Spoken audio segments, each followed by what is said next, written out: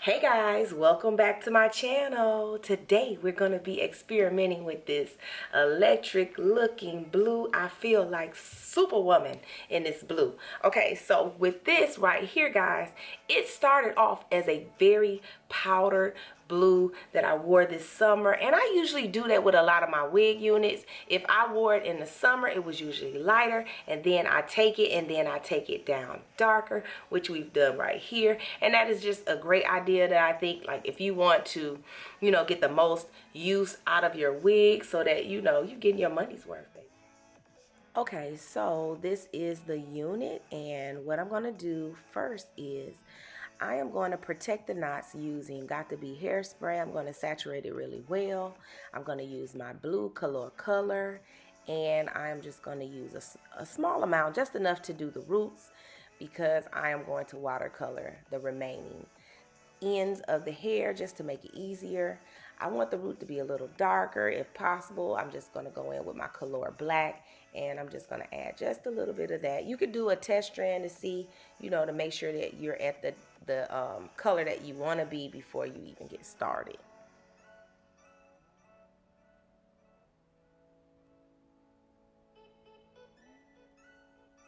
So I have it sectioned off. I'm going to go ahead and I am going to do the roots. I'm going to get really, really close using a brush to get really close to the root so that I don't disturb the lace. That's my purpose in doing it like this, as well as going back behind this method with the watercolor. So I don't want to dip the whole wig in the watercolor and worry about the blue getting on the lace, because that can happen sometimes. So I just want to do the watercolor to save myself on color and time, and make everything a whole lot easier.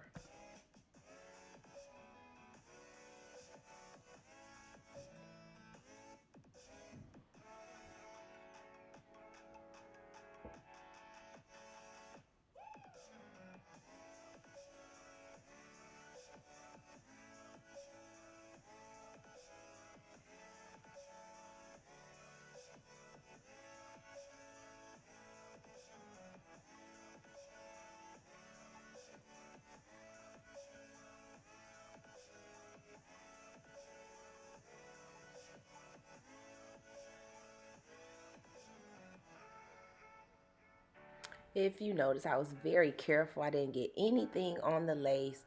I'm getting as close as possible to the root, making sure that I get everything on the root so that I can watercolor the remaining area on the ends. I don't want to have to, use so much hair color, watercolor, and just saves you on using so much color.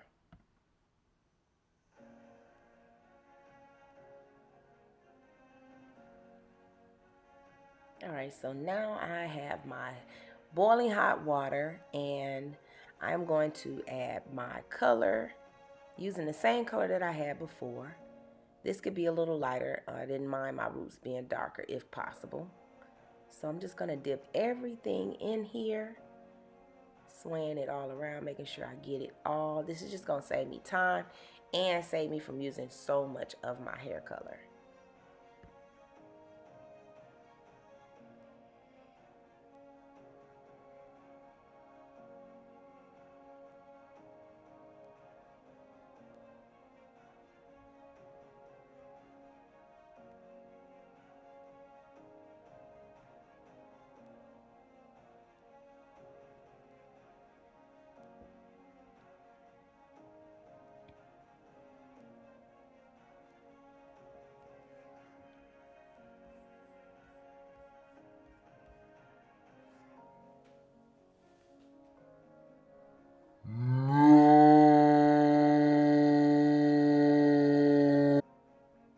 I did such a great job at protecting the lace and the roots that now it's white. Okay, so what I'm going to do is I'm going to color it. I'm going to use my 8WG by Redken and my processing solution equal amounts. I'm going to go in and I'm going to apply it. I'm going to leave it on for probably just 15 minutes, not long. I don't want it to get too dark, maybe 10 to 15 minutes. I'm going to warm it up with that WG But after that, I'm going to go back in again. Sorry for the two-step, but this is just, you know, what I know in putting back the color into white hair. So I want to go in and correct it with the WG, and then I'll go in with a 7N. So after I have rinsed that, I'm going to use the 7N mixed with the Shades EQ processing solution, equal amounts. I'm going to brush that underneath. I'm not going to leave this one on there long. Probably just about 4 to 5 minutes, not long, and then I'll rinse it out.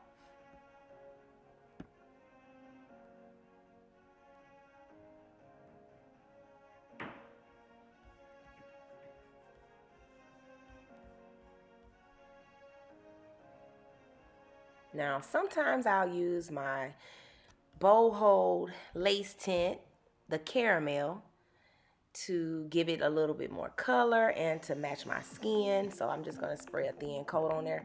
I could have used that to kind of color the root, but I just wanted to be sure with the hair color, the Shades EQ, it was going to get it. Okay, so now it is complete. It turned out really, really pretty. I'm going to curl it and see how I feel about it. I just feel like looking at it, you know, it looks just like any other blue that I see, you know, as far as different people who have been wearing blues. And I just think that I probably should do something a little different to it, and just to add my own little spin on it, so it's just not a basic blue.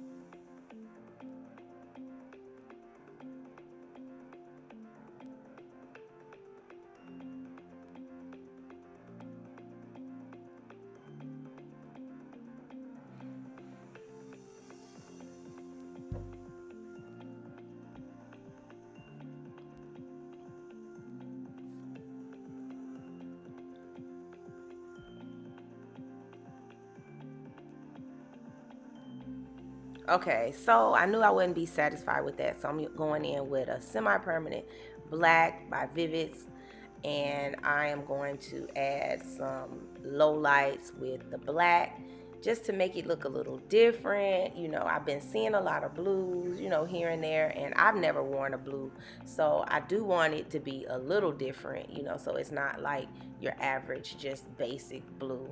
So I'm going to add some chunks of the black in here just to give it some dimension.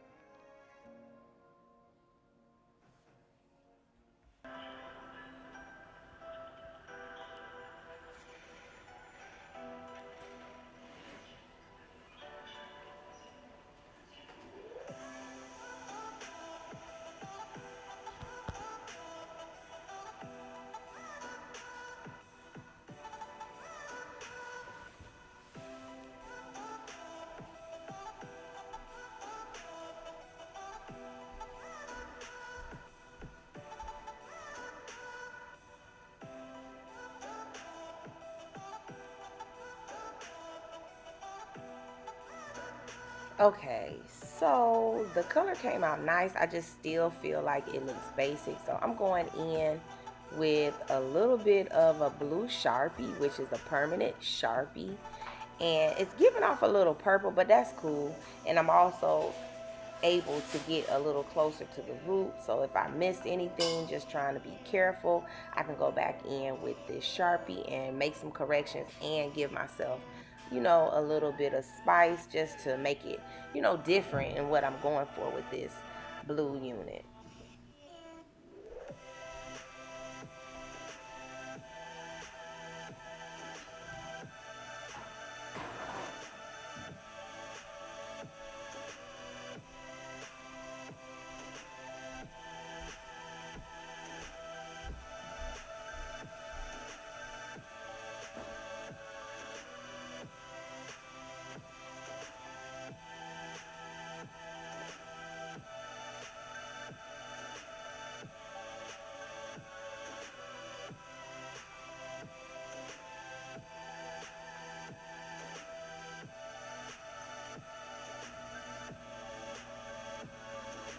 Okay, so let's see how everything turned out. I think that it matches up really well, and I'm really happy with everything and how it turned out.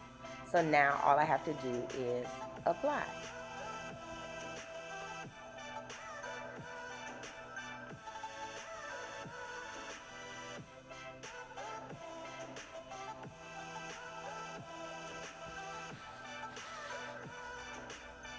Okay, so you're going to use your Boho Skin Protect. You want to do dabs, several coats of it before applying the Boho Lace Glue. You can use your glider or any type of utensil. I like using my finger to get it very, very flat and thin. It's super important that it's thin. If it's not, guys, it's not going to dry even, and you could possibly have trouble with lifting. Once you put the glue on very, very thinly, you want to make sure that it dries clear. If it does not dry clear, that can affect your hold. So nothing needs to be white, it has to be clear.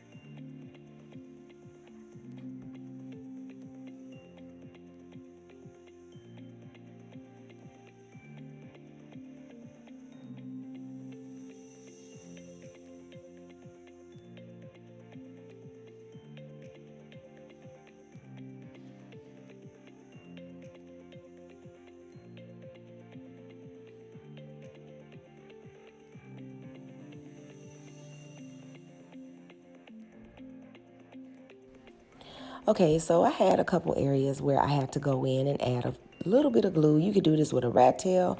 I'm using my finger or the glider. It's really simple so that you can make sure that everything is laid down across your edge.